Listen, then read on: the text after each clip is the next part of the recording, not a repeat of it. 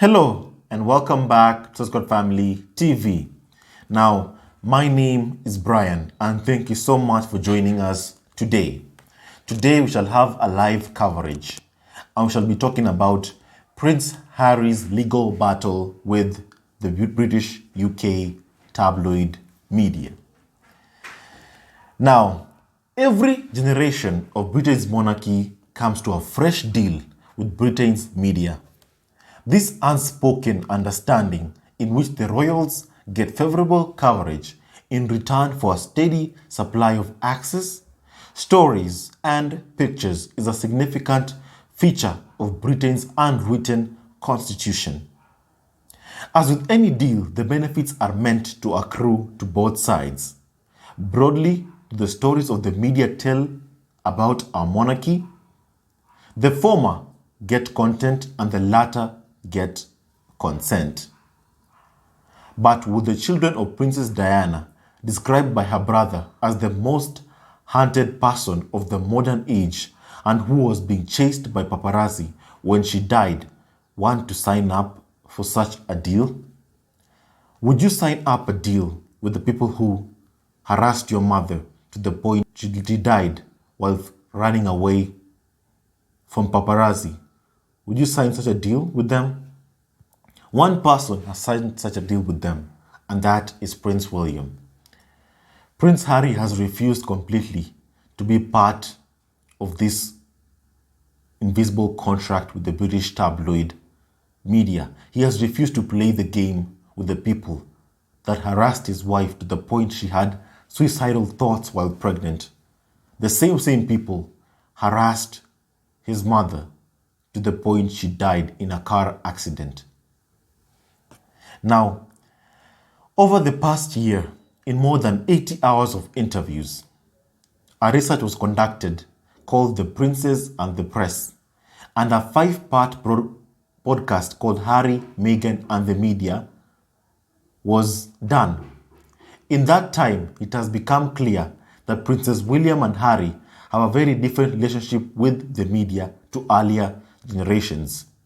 They have, for example, been perhaps more prepared than their forebearers to use legal means to address each stories they consider wrong or intrusive. Meghan's legal battle with the Mail on Sunday is one such case in point, and there is another bigger legal dispute, which is the context in which Prince Harry's relationship with the media has to be viewed. This shows his actions today aren't simply responses to the latest negative headline, brutal front page, or nasty hashtag.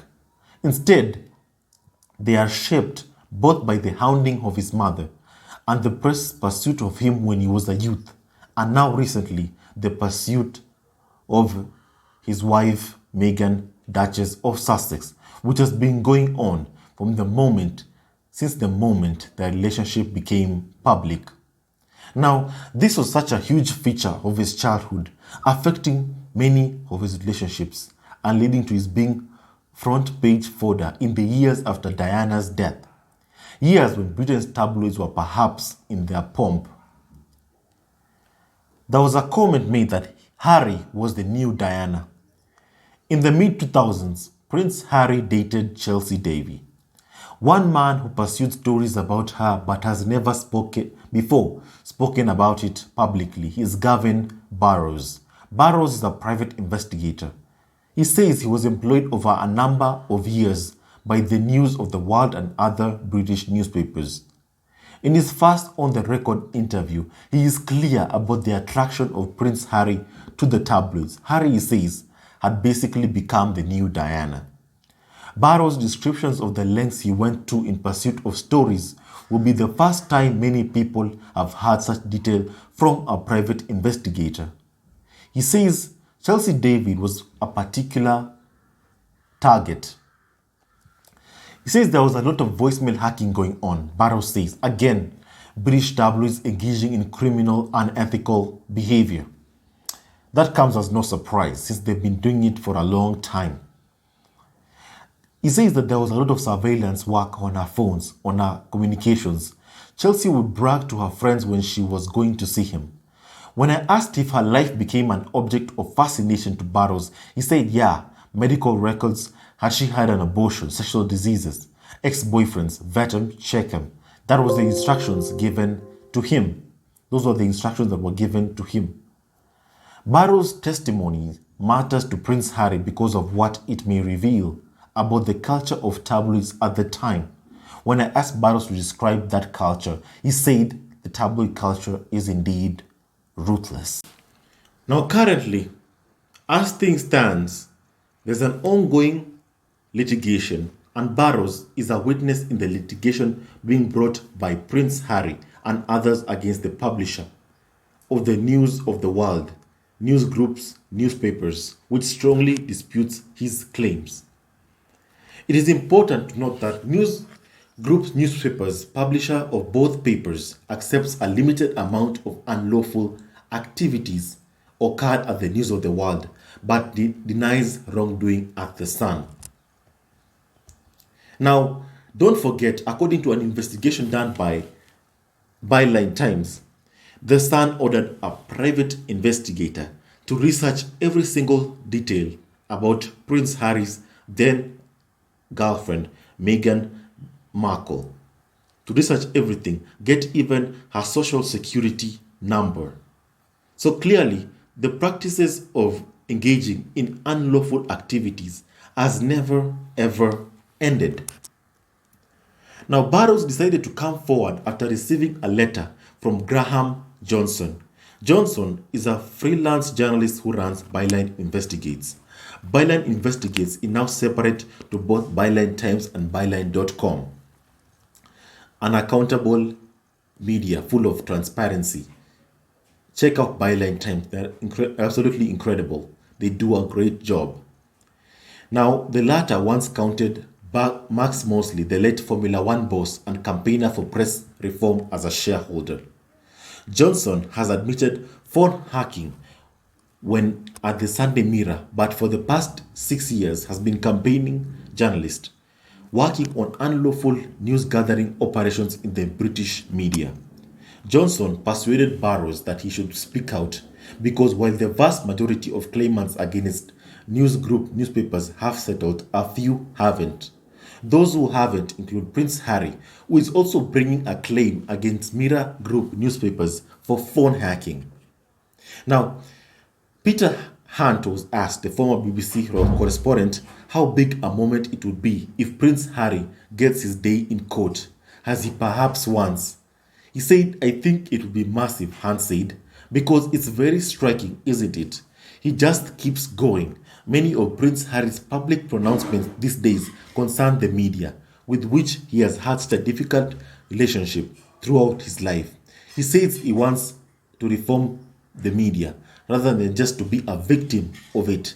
The significance of Gavin Barrows and this ongoing litigation is that it shows Prince Harry intends to use the law as an instrument of that reform. Now, I must say, thank you so much, Prince Harry, for what you're doing. Prince Harry wants a full court case trial against the editors who's currently engaged in a legal battle with News of the World, and he wants them to pay for what they did, for phone hacking and every single thing that they engaged in, the illegal practices that they engaged in News of the World. And I'm glad that Prince Harry is currently going after this case because he doesn't want to settle with them. He wants justice for what has been done. And yet they keep doing it. The press keeps doing what they've always been doing. Harming people. Promises were made after Princess Diana's death that there would be reform. The press would change. But because of the fact that justice never happened, the people who were harassed and chased after Diana were not in prison. Because that didn't happen, they felt emboldened to continue their activities. And that's what they've been doing. They've been engaging in those kinds of illegal activities, harassing women, being misogynistic towards women, bullying women, abusing women. It's all continued because no accountability took place after the death of Princess Diana. They simply paid a bunch of compensation that they can well afford to pay. I mean, for Princess Diana, paparazzi paid approximately millions of dollars for a single picture of her with her then boyfriend. A single picture of Princess Diana went for millions of dollars. And because of that, she became the most hunted woman ever. Don't forget one thing, Princess Diana was stripped of her titles by the Queen of England, Queen Elizabeth. And despite the fact that she was stripped of her titles, still, she was the most chaste woman ever. So whenever you hear people chanting, strip them of the titles, Harry and Meghan of the titles, strip them of their titles, every single time you hear those chants from these British tabloids that harassed Prince Harry's mother and now currently harassing Prince Harry and Meghan, the Duke and Duchess of Sussex, when you hear them say strip them of the titles, do you honestly believe that they would leave them alone even if they were stripped of their titles? Do you honestly believe that? No, it won't happen. They will never ever leave them alone. Never. They didn't leave Princess Diana alone, yet she was stripped of her titles. They harassed her to the point she died in a tragic car accident. There was no accountability for what they did. They simply paid compensation, which one picture of Princess Diana was enough to pay for any damages that were caused. And because of that, because of them simply checking out the checkbook and paying after Princess Diana's death, that's why they feel emboldened to continue doing that. And this time, they're going after Princess Diana's son and Princess Diana's daughter-in-law. I pray for one day that there will be justice. The British tabloids will not get away with engaging in unlawful activities. They will not get away with bullying women, abusing women, using racial undertones against women, and sexist undertones against women. I pray that that day comes, that there will be accountability. It seems far-fetched, yes, but I still have my hopes as a human being and as a person that one day there will be justice for every single victim of British media abuse. Most of the people have settled with News of the World over phone hacking. The Sun has denied any wrongdoing. They've accepted that there was unlawful activities at News of the World. The Piers Morgan, for instance, even Piers Morgan, as an editor of The Mirror, cannot deny that there was phone hacking.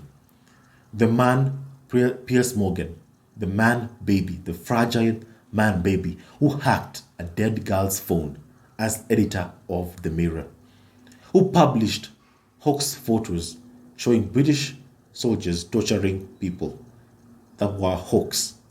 That is the person. Those are the people who want to fight to continue engaging in illegal activities. And we must fight these kinds of behaviors. We must. We must not relent. And that's why we are here. That's why we exist.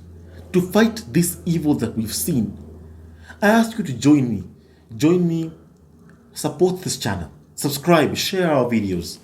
Your support shall always and will always mean the absolute world to us. Thank you so much for joining us. Thank you for liking. Thank you for subscribing. Stay tuned for part 2 of this video. We have so much more to talk about. Thank you for tuning in.